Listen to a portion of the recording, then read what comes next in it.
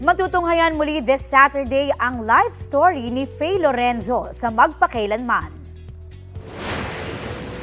Kinalimutan ko yung sarili kong kaligayahan para sa inyo! Lumayas ka! Lumayas ka! Played by herself, touching ang kwento ng success ni Faye sa episode na The Dollhouse. Iikot ito sa kanyang experiences at sakripisyo bago makapasok sa showbiz. Chika ng Sparkle Star, happy siya na maraming makaka-relate sa mga eksena. Kahit na sobrang dami mong pinagdaanan sa buhay, sobrang dami mong sacrifices na ginawa, darating yung panahon may isip mo, kaya pala lahat pinagdaanan ko yung mga yon kasi para ka tumibay.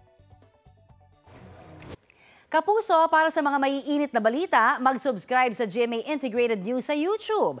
Sa mga kapuso naman abroad, subaybayan nyo kami sa GMA Pinoy TV at sa www.gmanews.tv.